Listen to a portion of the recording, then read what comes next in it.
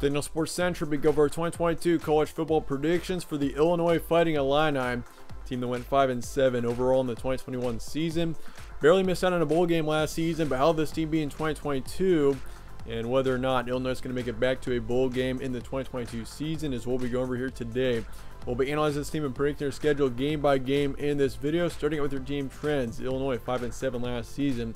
They were 2-4 in their first 6 games, 3-3 in their last 6. So overall, I mean, this team, they got close again, and they've really struggled over the past few years. So I mean, getting to a bowl game is the first step in the right direction for the Illini, and to try to progress from there.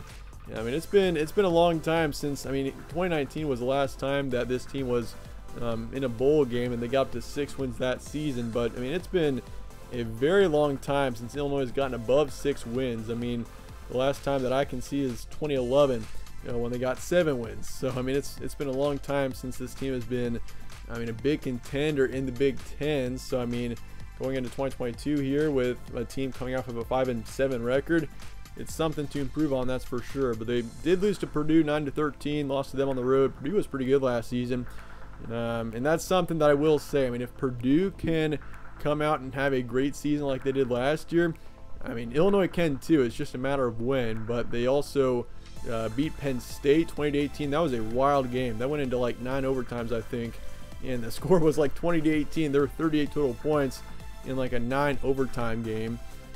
Beat Minnesota 14-6, lost to Iowa 23-33, and beat Northwestern to finish out the season on a high note, 47-14. So just an up and down season for Illinois last year. And I mean, if you look at most of their games, offensively, this team just could not get it done in a lot of their games. And when they, I mean, their defense was the reason why they won a lot of these games. I mean, they allowed 18 points against Penn State in a game that went to several overtimes.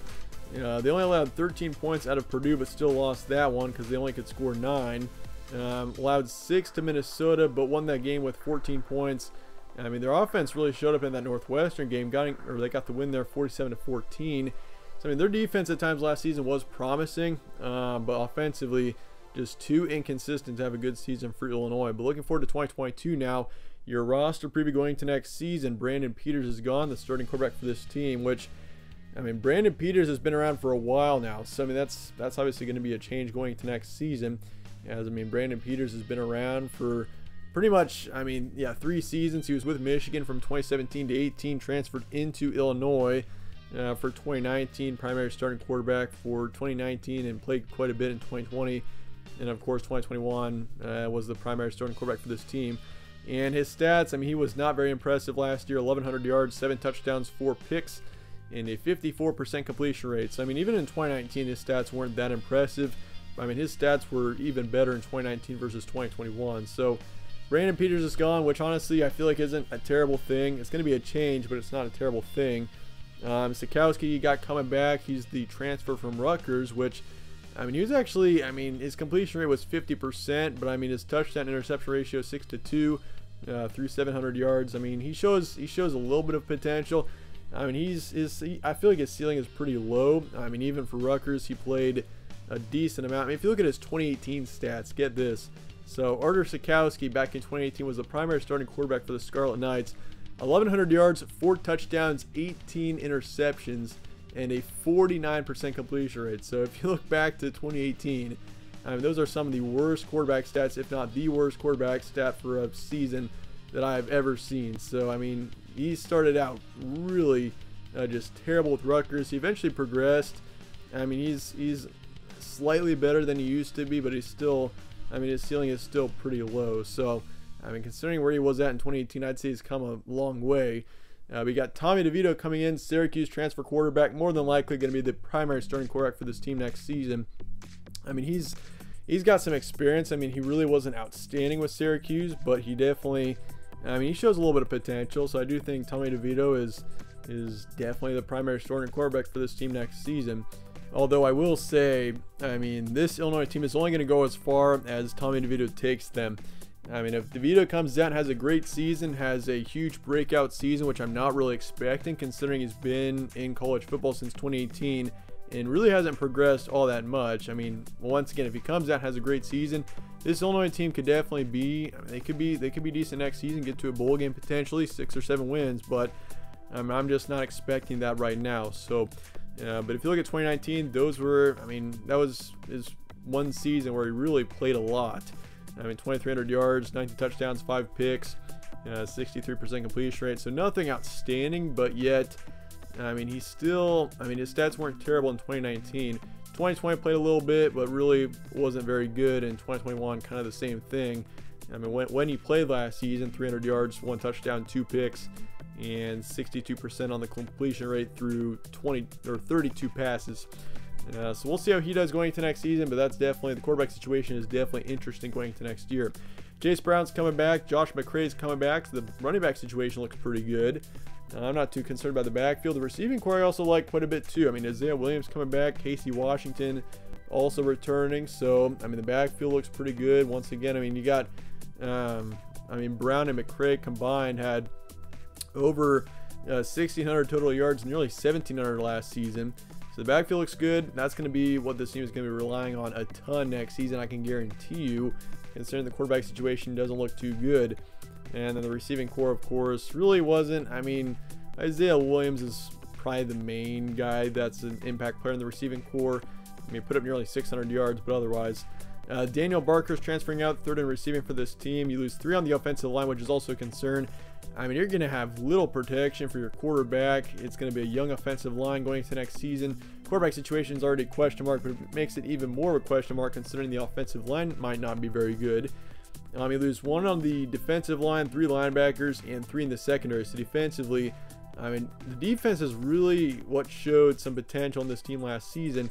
And considering the defense is now going to be looking a bit inexperienced going to next season, it's just a tough mix for Illinois going to next season because, I mean, defensively, it might be a bit worse, and offense is already a mess. So, yeah, but brings up the question, chances at a bowl appearance in 2022, I mean, it's possible. I'd probably say it's not likely. I'll just say that right now, just based on everything that's going on here. But the backfield, I mean, it's the quarterback situation for one. If Tommy DeVito has a good season, then this team could definitely get up to 6 wins, get to a bowl game. But I just don't think that's going to happen.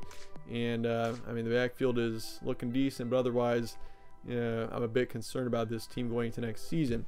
So transfer portal and recruiting now going into next year. Tommy DeVito coming in from Syracuse. Jonah Morris, receiver, coming in from Northern Colorado. And you also bring in Rashawn Wilkins, defensive lineman from Vanderbilt. You lose a few players. Daniel Barker, tight ends off to Michigan State. Campbell, receivers off to Nevada. Deuce Spann, receivers off to Florida State. Eddie Smith, safety, and Derek Smith.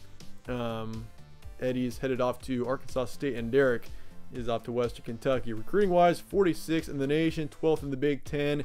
So not all that outstanding. You got 26 3-stars coming in, no 4 or 5 stars. So the recruiting's pretty poor. Transfer portal, you're really not bringing in too.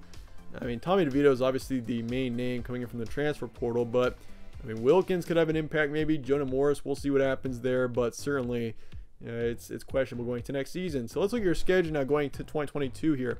Got Wyoming in week 0 in a home matchup. Then you got Indiana on the road, Virginia coming to town, Chattanooga at home to finish out your September. Got Wisconsin on the road in November. You got Iowa, Minnesota, Nebraska on the road, Michigan State at home, Purdue at home, Michigan on the road, and then Northwestern on the road to finish out your season. So looking at your first month of action here, Wyoming, of course, being at home, I do think you take care of Wyoming. Bit of a closer game there, but I do think you get a win off of them. And Indiana, of course, I mean, the Hoosiers just collapsed last season. They were just a major disappointment. I mean, going into 2021, Indiana was expected to be a 9 to 10 win team. You could maybe say an 8 to 10 win team. Turns out they went 2-10 last year, so that can just show you, how things can turn that quickly. So for Indiana going into next season, I don't think they'll bottom out quite as bad in 2022, but they're still not going to be good. So I think Illinois goes in there and they get a nice win off of Indiana. You got Virginia at home, which Virginia next season I could see winning the ACC Coastal Division. They're probably my favorite to win that division next season. I could see them in 8 to 9, maybe even 10 win range. So I'm going to pick Virginia to win that one there. Yeah, but Illinois does have it at home, so you never know. Could still an upset off of Virginia. Then you got Chattanooga, easy win. So 3-1 heading into October. Not a bad situation, having 3 wins headed into October, but it's a brutal conference schedule for the Fighting Illini. Wisconsin, Iowa, Minnesota, Nebraska, all losses. Wisconsin on the road, I'm pretty confident in a loss there. Maybe you beat Iowa or Minnesota. I mean, that'd be considered an upset win there.